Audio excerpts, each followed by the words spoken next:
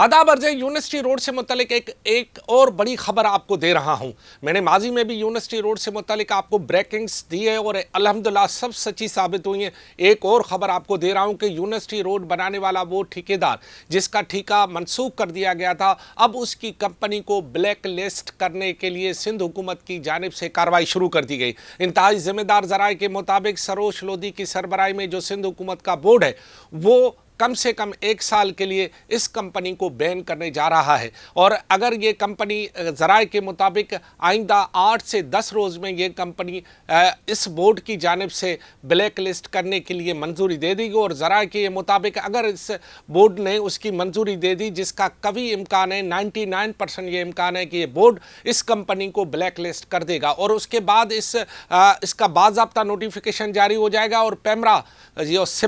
सिपरा का जो कानून है, उस सिपरा के कानून के मुताबिक उसे जो है बाकायदा उसके जो है उसकी वेबसाइट पे आ जाएगा कि ये जो कंपनी जो कि काम कर रही थी वहाँ पर लोकल कंपनी, बड़ी वाली नहीं, चाइनीज़ नहीं, क्योंकि Chinese company, railways Chinese company यहाँ रजिस्टर्ड नहीं है, लिहाजा उसको यहाँ बैन नहीं किया जा सकता। हाँ, जो लोकल कंपनी है उसे बैन करने के लिए, उसे ब्लैक लिस्ट करने के लिए कम से कम 1 साल के लिए सिंध हुकूमत अपनी कार्रवाई डाल दी है। और अब ज़राए का ये कहना है कि 1 हफ्ते के अंदर या 10 दिन के बाद आपको जो है वो यहाँ पर सिपरा के रूल के मुताबिक फिर उसके जो वेबसाइट है वहाँ भी आपको ये कंपनी बैन होती हुई या ब्लैक लिस्ट होती हुई दिखाई देगी। अब होगा ये कि हो सकता है कि ये कंपनी जो है जब ब्लैक लिस्ट हो जाए तो ये कंपनी अपना इसको चैलेंज भी कर सकती है अदालत में, लेकिन फिर वो बार्गेनिंग पोजीशन पे आ जाएगी, क्योंकि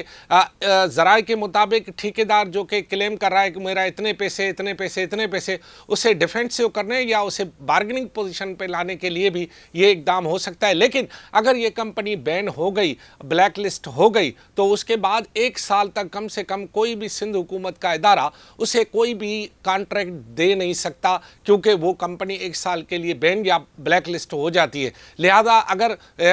ठेकेदार अब इस पूरी सूरत-हाल के बाद जो है हो सकता है कि बार्गेनिंग पोजीशन में आए और हुकूमत से कहे कि जो हो गया सो हो गया, अब जो आपका सो आपका, जो मेरा सो मेरा, और मेरी जान छोड़ो वाले प्रोग्राम पे आ गया, तो हो सकता है कि सिंध हुकूमत अपने इस फैसले पर को मुअत्तल भी करा दे या अमल दरामद रोक दे। लेकिन अगर ठेकेदार बार्गेनिंग पोजीशन पे नहीं आया, जो कि अभी तक तो नहीं आ रहा, तो हो सकता है कि ये ब्लैक लिस्ट हो जाए। अब देखना ये है कि ठेकेदार और सिंध हुकूमत के दरमियान बिटवीन द लाइन बार्गेनिंग होती है या फिर ठेकेदार को ब्लैक लिस्ट होने का सामना करना पड़ता है। बहरहाल ये आहें सिसकियाँ, लोगों की बददुआएं, लोगों का सफ़र करना, ट्रैफिक जाम होना, हादसात का शिकार होना, लोगों की गाड़ियाँ ख़राब होना, लोगों की बददुआएं, गर्मी में धूल चाटना और धूप के साथ साथ जो है बदतरीन ट्रैफिक के सामने वाले सब बददुआएं जो है वो किसी न किसी के खाते में तो जानी है। पता नहीं ठेकेदार के खाते में जाएंगी या उन लोगों के खाते में जाएंगी जो अब तक इस पे गफलत बरते हुए थे या लोगों के साथ ज्यादतियाँ करते हुए नज़र आ रहे थे।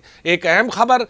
अब क्या ये ठेकेदार दोबारा कोई 1 साल तक सिंध हुकूमत के किसी भी महकमे का ठेका लेने के काबिल होगा या नहीं? आइंदा